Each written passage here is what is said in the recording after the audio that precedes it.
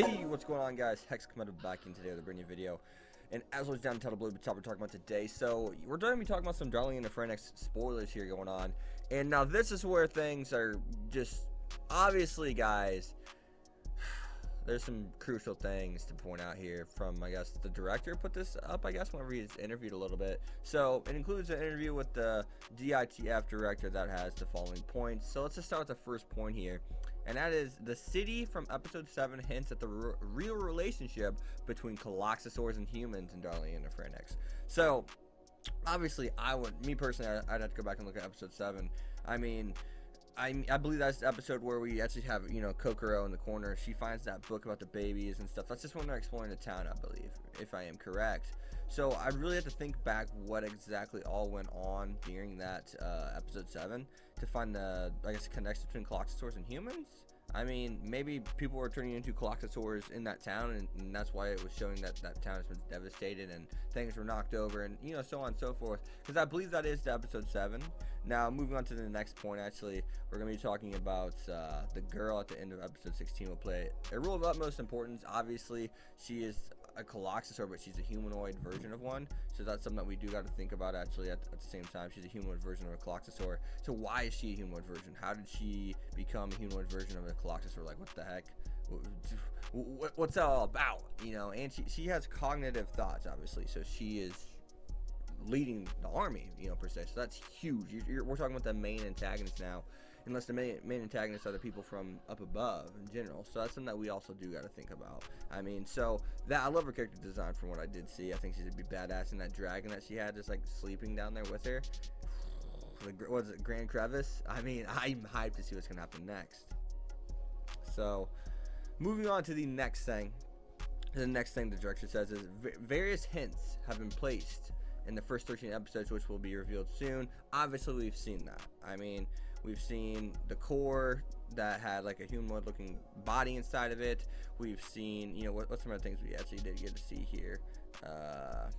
We've seen that, I mean, well, shoot, not in the first 13 episodes, but whenever they did the suicide bomb during this last big fight, we also got to see that one guy who had like brown hair before was all white. I mean, that's in the first like 16 episodes we're getting hints and stuff like, and stuff from that. So I mean, there's other things obviously too as well. I'm just trying to remember. It's so hard to remember a bunch of things. I mean, the people were being weird within their plantation 13. Whoever was Zeromi, he was, I mean, just look like they're being weird. Why is there no one in there? Why is, what about the honey references? The honey is supposed to be the stuff that they exchange whenever they're kissing. I can't remember exactly what it's called, but I mean, and look, they're drawn to that. The Coloxosaurs are drawn to that. What's that all mean? There's a bunch of stuff that we really do got to look at. I mean, there's more stuff that I'm leaving out here right now, but like, for the sake of the video, I can't just try to think of all of them off the top of my head, especially watching so many different seasonal anime at a time. But you guys know what I'm talking about. You guys know what the director's talking about.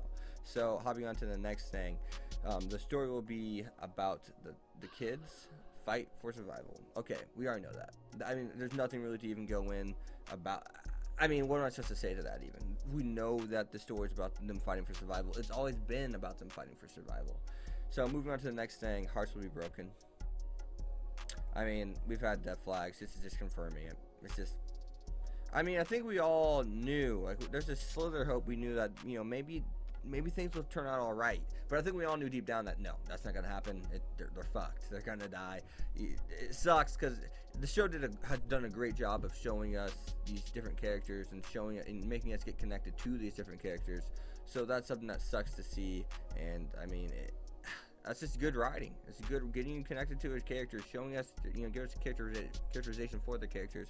All that kind of stuff is good stuff. So now hopping on to the next thing. I wonder how many will survive in the end. No, I know, but it hurts me. What does that even mean? Like, are all of them but like 3 gonna make it? I mean, some people say look at the ED, that will help you find out who's gonna make it, but it looked like that would be Kokoro, and Mitsuru wasn't there. Kokoro was crying, so it looks like Mitsuru, maybe he's not gonna make it.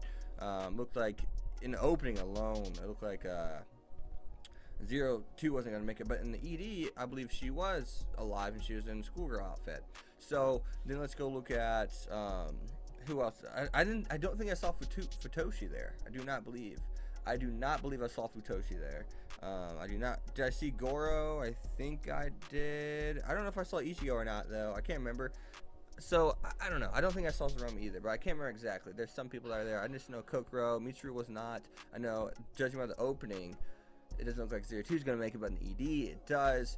And just to clarify one more time, I think I did not see anything that showed Ichigo dying, but I mean, I thought it was Futoshi, Mitsuru, and Zeromi. It looked like maybe possibly. So yeah. So the next one is Ikuno. Ikuno will become a leading role in the story, and that's huge because Ikuno has gotten the least amount of spotlight in the show. And if you become a leading character, so probably one of the big three characters, because you have 02, and you have, of course, Hiro, and then you have, of course, Ichigo. But I mean, she can at times be a leading character, but like, you're talking about one of the top three characters in the show when it's all said and done. So that's something that we do got to look at. Like, holy shit, they're gonna be one of the top three characters when, you know, when it's all said and done. You know, Ikuno, as someone who has been given the least amount of spotlight in this show out of the main cast, in which, I mean, it's a nice sized main cast, so you know. I mean, that's crazy to think about. Why is she being, you know, is she going to be given that lead role? She's been such a conservative person, someone who does not put herself out there, someone who stays in the back. Even on the beach episodes, she's the one staying on the beach. Even when they're doing other stuff, she's the one reading a book. She's keeping to herself. How could she go from not even a leader, not even relatively close to being a leader within the group, to being a leading character? That's something that I'm dying to just dive right into. I mean, immediately dive right into. So, I mean, yeah, so what do you guys think of these spoilers?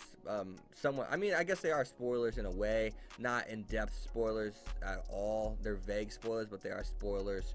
I guess yeah, I mean, they're telling us who's going to be a leading character. They know that, you know, hearts will be broken. They're giving us some stuff. I mean, they're telling us a specific episode 7 hints at the relationship between Cloxosaurs and humans right there. So, I mean, yeah, what do you guys think of all this? Be sure to leave a like, a comment, subscribe. Follow me on Twitter at Hex25. See you guys next time. Peace. Thanks for watching, guys.